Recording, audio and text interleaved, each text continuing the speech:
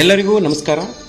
ಕಬ್ಬು ದರ ಹೆಚ್ಚಳ ಮತ್ತು ಬಾಕಿ ಪಾವತಿಗೆ ಆಗ್ರಹಿಸಿ ಉಗ್ರ ಸ್ವರೂಪವಾದಂಥ ಹೋರಾಟ ಉತ್ತರ ಕರ್ನಾಟಕದ ವಿವಿಧ ಜಿಲ್ಲೆಗಳಲ್ಲಿ ನಡೀತಾ ಇದೆ.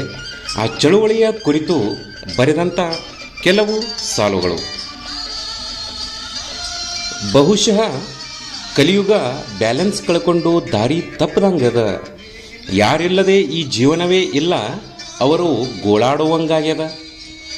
ಭ್ರಷ್ಟತನದಿಂದ ಹೆಂಗೆಂಗೋ ರೊಕ್ಕ ಗಳಿಸಿ ಕೆಲವೊಬ್ಬರು ಚಿಂತಿಲ್ಲದೆ ಆರಾಮ್ ತಿರುಗಾಡ್ತಾರ. ರಾತ್ರಿ ಬೆಳತನ ನೀರು ಉಣಿಸಿ ಬೆವರು ಸುರಿಸಿ ತಮ್ಮ ಬೆಳೆ ಮಾರಾಕ ರೈತರು ವರ್ಷ ಪೂರ್ತಿ ಗೋಳಾಡ್ತಾರ. ಕಬ್ಬಿಗೆ ಚಲೋ ರೇಟ್ ಕೊಡ್ರಿ ಅಂತ ಹೊಲ ಮನಿ ಬಿಟ್ಟು ನಡು ರಸ್ತಾದಾಗ ತಾಪ ಹರಿಬಿಟ್ರು ರೈತರು.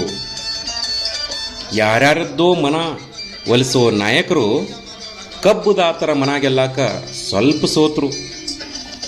ಕಬ್ಬು ಹಚ್ಚಿ ಬೆಳೆಸಿ ಕಟಾವು ಮಾಡೋರನ್ನ ಕರ್ಕೊಂಡು ಬಂದ ಫ್ಯಾಕ್ಟ್ರಿ ತನ ಕಳಿಸೋದೊಂದು ದೊಡ್ಡ ಪರದಾಟ. ಆಮ್ಯಾಗ ಇಲ್ಲಿ ತನ ಹಾಕಿದ್ದ ಶ್ರಮಕ್ಕೆ ರೇಟ್ ಕೊಡ್ರಿ ಅಂತ ಕೂಗಿ ಕೂಗಿ ಕೇಳುವ ಕಿರ್ಚಾಟ. ಇದು ಭೂಮಿಗೆ ಬಿದ್ದ ಅನ್ನದಾತನ ಕೋಪದ ಆರದ ಬೆವರಿನ ಕಿಚ್ಚಿನ ಸಂಗ್ರಾಮ. ಯಾರಿಗಿಲ್ಲದ ಕಷ್ಟ ರೈತಗೆ ಯಾಕ? ಇನ್ನರೇ ಸಿಗಲಿ ಈ ಸಂಗ್ರಾಮಕ್ಕೆ ತೃಪ್ತಿದಾಯಕ ವಿರಾಮ. ಧನ್ಯವಾದಗಳು.